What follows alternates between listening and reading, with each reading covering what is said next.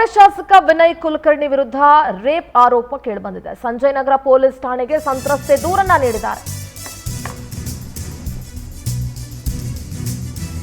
ಕಾಂಗ್ರೆಸ್ ಶಾಸಕ ವಿನಯ್ ಕುಲಕರ್ಣಿ ವಿರುದ್ಧ ಅತ್ಯಾಚಾರದ ಆರೋಪ ಇದೆ. ಸಂಜಯ್ ನಗರ ಮಹಿಳಾ ಠಾಣೆಗೆ ಸಂತ್ರಸ್ತೆ ದೂರು ನೀಡಿದ್ದಾರೆ.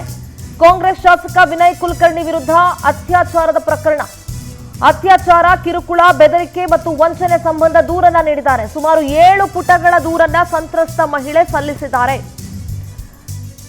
ನಿನ್ನೆ ವಿನಯ್ ಕುಲಕರ್ಣಿಯ ಈ ಅತ್ಯಾಚಾರದ ವಿಚಾರಗಳನ್ನ ಪವರ್ ಟಿವಿ ರಾಜ್ಯದ ಜನರ ಮುಂದೆ ಇಟ್ಟಿತ್ತು. ಇವತ್ತು ಅತ್ಯಾಚಾರ, ಕಿರುಕುಳ, ಬೆದರಿಕೆ ಮತ್ತು ವಂಚನೆ ಸಂಬಂಧ ಸಂಜಯ್ ನಗರ ಮಹಿಳಾ ಠಾಣೆಗೆ ಸಂತ್ರಸ್ತ ಮಹಿಳೆ ದೂರನ್ನ ನೀಡಿದ್ದಾರೆ. ಸುಮಾರು 7 ಪುಟಗಳ ದೂರನ್ನ ಸಂತ್ರಸ್ತ ಮಹಿಳೆ ಸಲ್ಲಿಸಿದ್ದಾರೆ.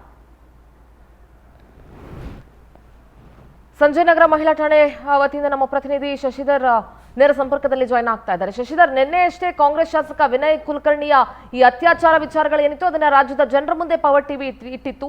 ಇವತ್ತು ಸಂತ್ರಸ್ತ ಮಹಿಳೆ ಸಂಜಯ್ ನಗರ ಮಹಿಳಾ ಠಾಣೆಗೆ ದೂರನ್ನ ದಾಖಲಿಸಿದ್ದಾರೆ. ಸದ್ಯದ ಅಪ್ಡೇಟ್ಸ್ ಏನ್ ಸಿಗ್ತಾ ಇದೆ? ಸಿಂಧೂರ, ಎಲ್ಲ ಒಂದು ಕಡೆ ಶಾಸಕರಾದರೆ ಒಂದು ಸಾಕು, ಎಲ್ಲ ಒಂದು ಕಡೆ ನಾವು ಏನು ಮಾಡಿದ್ರು ನಡೆಯುತ್ತೆ ಅನ್ನೋ ಕೆಲವೊಂದಷ್ಟು ಜನ ದೌಲತ್ನಿಂದ ಇರ್ತಾರೆ. ಆದರೆ ಕಾನೂನು ಅನ್ನೋದು ಇದೆಯಲ್ಲ, ಅದು ಎಲ್ಲರೂ ಕೂಡ ಒಂದೇ. ಎಷ್ಟು ದೊಡ್ಡ ಗಣ್ಯ ವ್ಯಕ್ತಿಗಳಾದರೂ ಕೂಡ ಕಾನೂನಿಗೆ ತಲೆ ಬಾಗಲೇಬೇಕು. ಹೀಗಾಗಿ ಶಾಸಕರಾದಂಥ ವಿನಯ್ ಕುಲಕರ್ಣಿ ಅವರು ಏನು ಪಂಚಮಸಾಲಿ ಹೋರಾಟದಲ್ಲಿ ಯಾರೋ ಒಬ್ಬ ಮಹಿಳೆ ಚೆನ್ನಾಗಿ ಕಾಣಿಸಿದ್ಲು ಅಂತ ಹೇಳ್ಬಿಟ್ಟು ಕರೆದ್ಬಿಟ್ಟು ನಂಬರ್ನ ಈಸ್ಕೊಂಡಿದ್ದಾರೆ. ಅದ್ರ ಜೊತೆ ನನ್ನ ಮನೆಗೆ ಬಾ ಅಂತ ನಿನ್ನ ಹತ್ರ ಮಾತಾಡ್ಬೇಕಂತ ಕೂಡ ಕರೆದಿದ್ರು.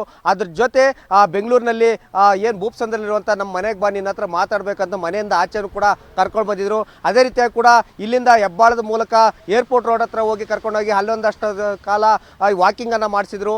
ಅಲ್ಲೆಲ್ಲ ಕೂಡ ನನ್ನ ಹತ್ರ ಬಲವಂತವಾಗಿ ಅತ್ಯಾಚಾರವನ್ನು ಕೂಡ ಮಾಡಿದ್ರು. ರಾತ್ರಿ ಎಲ್ಲ ವಿಡಿಯೋ ಕಾಲ್ಗಳನ್ನು ಮಾಡ್ತಾಯಿದ್ರು. ನಾನೇನೋ ಕಾಲ್ ರಿಸೀವ್ ಮಾಡಲಿಲ್ಲ ಅಂತಂದರೆ ಬೇರೆ ನಂಬರ್ಲಿಂದ ಕೂಡ ಕಾಲ್ ಮಾಡಿದ್ರು ಅಂತ ಹೇಳ್ಬಿಟ್ಟು ಸಂತ್ರಸ್ತ ಮಹಿಳೆ ಪವರ್ ಟಿವಿಯಲ್ಲಿ ಕೂಡ ಎಳೆಯಾಗಿ ಯಾವ ರೀತಿಯಾಗಿ ನಮಗೆ ಕಿರುಕುಳ ಆಗಿದೆ ಅಂತೇಳಿ ಕೂಡ ಹೇಳ್ಕೊಂಡಿದ್ರು. ಇದಕ್ಕೆ ಸಂಬಂಧಪಟ್ಟಂತೆ ಪವರ್ ಟಿವಿ ಮಹಿಳೆಗೆ ಯಾವ ರೀತಿಯಾಗಿ ಕಿರುಕುಳ ಆಗಿದೆ, ಯಾವ ರೀತಿಯಾಗಿ ತೊಂದರೆಗಳಾಗಿದೆ ಶಾಸಕರಿಂದ ಅಂತ ಹೇಳ್ಬಿಟ್ಟು ಸುದ್ದಿ ಕೂಡ ಪ್ರಸಾರ ಮಾಡಿತ್ತು.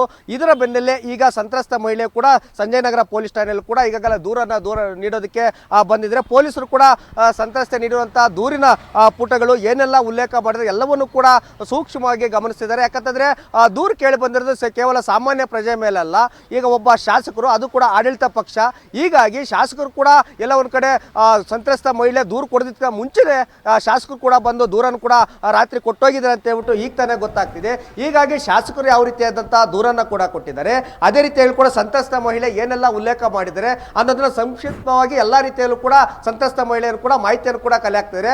ಅದ್ರ ಜೊತೆ ಕೇವಲ ಅತ್ಯಾಚಾರ ಮಾಡೋದರ ಜೊತೆ ಅವರನ್ನ ಕೆಲವೊಂದು ಕಡೆ ಕಿರುಕುಳನ್ನು ಕೂಡ ಕೊಟ್ಟಿದ್ದಾರೆ. ಮತ್ತೆ ಅವರ ಸಹೋದರರು ಕೂಡ ಬೆದರಿಕೆಯನ್ನು ಕೂಡ ಹಾಕಿದ್ದಾರೆ. ನನಗೆ ಗೊತ್ತಿಲ್ಲದಂತ ಪ್ರದೇಶಗಳು ಕೂಡ ಕರೆದುಕೊಂಡೋಗಿ ನನಗೆ ಹೊಡೆದಿದ್ದಾರೆ, ಅಲ್ಲೇ ಮಾಡಿದ್ದಾರೆ, ಮತ್ತೆ ನನಗೆ ಅವಚೇತನ ಶಬ್ದಗಳಿಂದ ಕೂಡ ದೂರದಲ್ಲಿ ಎಲ್ಲಾ ರೀತಿಯಲ್ಲೂ ಕೂಡ ಉಲ್ಲೇಖನ ಮಾಡಿದ್ದಾರೆ. ಶಶಿಧರ್, ಈಗ ಪೊಲೀಸ್ ಸ್ಟೇಷನ್ ಅಲ್ಲಿ ದೂರನ ಕಂಪ್ಲೇಂಟ್ ಕೊಟ್ಟಾದ ಮೇಲೆ ಪೊಲೀಸರು ಏನ್ ಹೇಳಿದ್ರು? ಯಾಕೆಂದ್ರೆ ಸಂತ್ರಸ್ತ ಹೆಣ್ಣು ಮಕ್ಕಳಿಗೆ ನ್ಯಾಯ ಕೊಡಿಸ್ಬೇಕಾಗತ್ತೆ. ಯಾಕೆಂದ್ರೆ ಒಬ್ಬ ಶಾಸಕನಾಗಿ ವಿನಯ್ ಕುಲಕರ್ಣಿ ಅವರ ನಡವಳಿಕೆ ಇದೆಯಲ್ಲ, ಇದು ಯಾರು ಕೂಡ ಈ ಸಮಾಜವನ್ನು ಒಪ್ಪೋದಿಲ್ಲ, ಯಾರು ಕೂಡ ಒಪ್ಪುವಂಥದ್ದಲ್ಲ. ಕ್ರಮವನ್ನು ತೆಗೆದುಕೊಳ್ಳಲೇಬೇಕಾಗತ್ತೆ. ವಿರೋಧ ಪಕ್ಷಕ್ಕಾದ್ರೆ ಒಂದು ನ್ಯಾಯ, ಆಡಳಿತ ಪಕ್ಷದ ಶಾಸಕರಿಗಾದ್ರೆ ಒಂದು ನ್ಯಾಯ ಅಂತ ಮಾಡ್ಲಿಕ್ಕೆ ಆಗೋದಿಲ್ಲ. ಸೊ ಪೊಲೀಸರ ಪ್ರತಿಕ್ರಿಯೆ ಹೇಗಿತ್ತು? ಸಿಂಧೂರ, ಪ್ರಮುಖವಾಗಿ ಸಂತ್ರಸ್ತೆ ಒಬ್ಬ ಮಹಿಳೆ ಆಗಿರೋದ್ರಿಂದ ಆ ಮಹಿಳೆಯರೇ ಒಂದು ಈ ಸಂಪೂರ್ಣವಾದಂಥ ವಿಚಾರಣೆಯನ್ನು ಸಂತ್ರಸ್ತ ಮಹಿಳೆಯನ್ನು ವಿಚಾರಣೆ ಮಾಡಬೇಕಾದಂಥ ರೂಲ್ಸ್ ಇದೆ. ಹೀಗಾಗಿ ಮಹಿಳಾ PSI ನೇತೃತ್ವದಲ್ಲಿ ಈಗ ಎಲ್ಲ ರೀತಿಯಲ್ಲೂ ಕೂಡ ಮಾಹಿತಿಯನ್ನು ಕೂಡ ಕಲೆ ಹಾಕ್ತಾ ಇದ್ದಾರೆ. ಸಂತ್ರಸ್ತ ಮಹಿಳೆ ಕೊಟ್ಟಂಥ ದೂರಿನ ಪ್ರತಿಯನ್ನು ಇನ್ನೂ ಕೂಡ ಓದ್ತಿದ್ದಾರೆ. ಈಗಾಗಲೇ ಒಂದು ಅರ್ಧ ಗಂಟೆ ಆಯಿತು ಸಂತ್ರಸ್ತ ಮಹಿಳೆ ಪೊಲೀಸ್ ಠಾಣೆಗೆ ಹೋಗಿ ದೂರನ್ನು ಕೊಟ್ಟು. ಹೀಗಾಗಿ ಎಲ್ಲ ದೂರಿನ ಪ್ರತಿಗಳನ್ನು ಕೂಡ ಸಂಪೂರ್ಣವಾಗಿ ಓದ್ತಿದ್ದಾರೆ.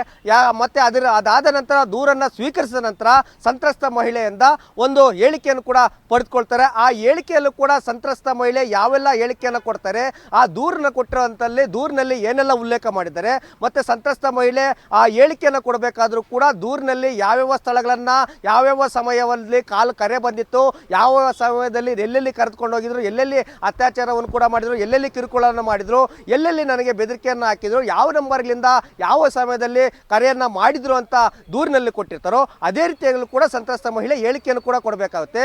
ಅದೇ ರೀತಿಯಲ್ಲಿ ಕೂಡ ಟೆಕ್ನಿಕಲ್ ಎವಿಡೆನ್ಸ್ ಕೇಸನ್ನ FIR ಆದ ನಂತರ ಪೊಲೀಸರು ಕೂಡ ತನಿಖೆಯನ್ನು ಕೂಡ ಶುರು ಮಾಡ್ತಾರೆ. ಸಂತ್ರಸ್ತ ಮಹಿಳೆ ಕೊಟ್ಟಂತ ದೂರಿನ ಆಧಾರದ ಮೇಲೆ ಮತ್ತೆ ಯಾವ ರೀತಿಯಾಗಿ ಇವರು ಸ್ಪಾಟ್ ಮಾರ್ಜರ್ ಮಾಡ್ತಾರೋ ಅಲ್ಲೇನಾದ್ರೂ ಕುರುಹುಗಳನ್ನ ಸಿಗುತ್ತಾ, ಅದರ ಜೊತೆ ಏನ್ ಸಂತ್ರಸ್ತ ಮಹಿಳೆ ಏನ್ ಒರಿಜಿನಲ್ ಫೋನ್ ಏನನ್ನ ಬಳಕೆಯನ್ನ ಮಾಡಿದ್ರು, ಶಾಸಕರು ಯಾವ ನಂಬರ್ ಇಂದ ಕರೆಯನ್ನ ಮಾಡಿದ್ರು, ಇಬ್ಬರು ಫೋನ್ ಅನ್ನು ಕೂಡ ಪರಿಶೀಲನೆ ಕೂಡ ಮಾಡ್ತಾರೆ. ಇದಾದ ನಂತರ FIR ನಲ್ಲಿ ಯಾವೆಲ್ಲ ಸೆಕ್ಷನ್ ಗಳನ್ನ ಶಶಿಧರ್ ಮೇಲೆ ನಂತರ ಗೊತ್ತಾಗಲಿದೆ. ಥ್ಯಾಂಕ್ ಯು ಶಶಿಧರ್ ನಿಮ್ಮೆಲ್ಲ ಮಾಹಿತಿಗಾಗಿ.